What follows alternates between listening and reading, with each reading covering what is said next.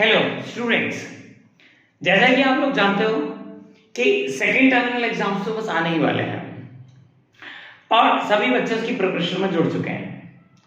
अब ऐसा लगता है कि पूरे चैप्टर का लेक्चर सुनना, उसे याद करना थोड़ा बोरिंग हो जाता है।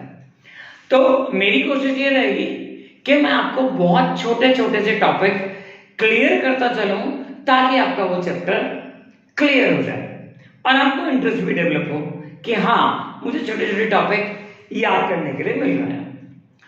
तो मेरी ये शुरुआत है इस चैप्टर से, why do we fall ill, जो सेकंड टर्मिनल का एक चैप्टर है।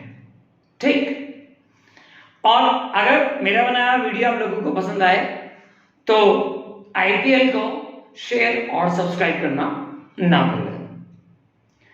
तो चलते हैं हम लोग चैप्टर की तरफ, why do we fall ill, और उसका मैंने आज एक छोटा सा टॉपिक क्लियर किया है बच्चों, और वो टॉपिक है difference between acute and chronic diseases. ठीक है, बहुत टिपिकल टॉपिक नहीं है, चीजें वही हैं जो हमारे आसपास हैं, बस हमें उन्हें समझना है और समझ के रटना नहीं है, समझ लेना है तो वो दिमाग में फिट हो जाएगी और हमेशा के लिए याद हो जाएंगे।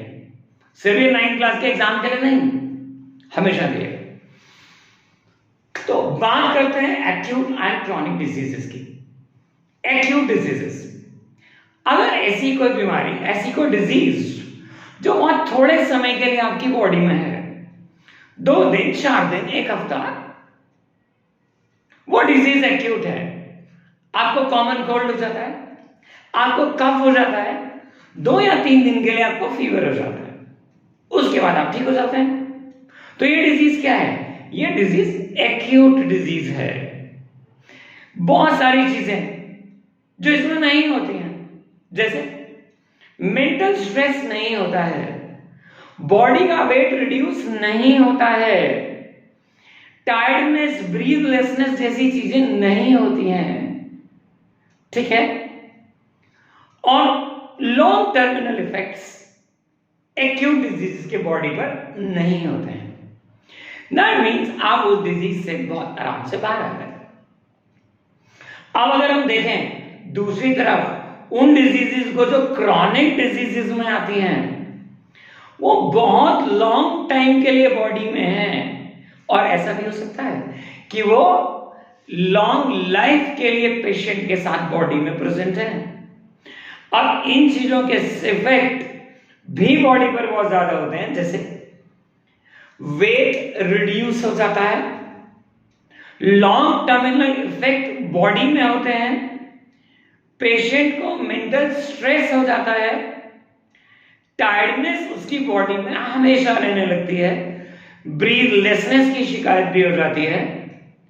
तो दैट मीन्स उसकी ओवरऑल बॉडी प्रॉपरली रिस्पॉन्ड नहीं करती है एक हेल्दी पर्सन की तरह। तो वो डिजीजेस क्या है? क्रॉनिक डिजीज है। कुछ नाम तो जरूर बनते हैं एग्जाम्पल में, जैसे एनसीईआरटी की 9th की बुक में गिवन एक नाम एलिफेंटियासिस। बच्चों ने नाम पढ़ लिया लेकिन पता नहीं ये क्या है। ये एक्चुअली में मॉस्किटो बाइट से एलिफेंटियासिस एक वॉर्म है जिसका नाम है वॉचीरिया बर्नक्राफ्टे। ये एक्चुअली में लार्वा प्रेजेंट है किसमें? एक सिक पर्सन में। अगर उसे मॉस्किटो बाइट करके किसी हेल्दी पर्सन का ब्लड सक करेगा तो वो वॉचीरिया बर्नक्राफ्टाई को एक्चुअली में इंजर्ट कर देगा उस हेल्दी ह्यूमन के ब्लड में। अब ये लार्वा उसके लिम्फेटिक सिस्टम पर अटैक करेगा और ये वॉर्म्स बढ़ने लगेंगे और पैर का साइज एलिफेंट के साइज का पैर का हो जाएगा। ये है एक्चुअली में थोड़ा सा brief description about the elephantiasis.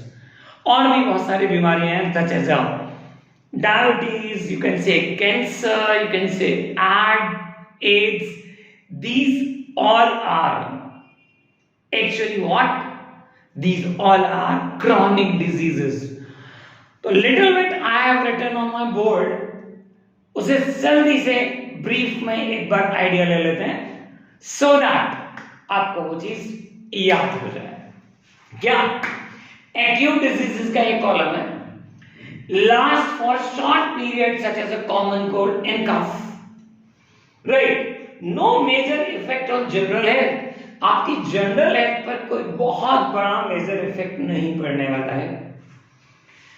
Tiredness not all the time, होगी जब आपको बीमारी है, टायर्डनेस होगी, कॉमन कोल्ड में भी टायर्डनेस हो जाती है, बट वो एक्यूट डिजीज ठीक होने के बाद नहीं होगी।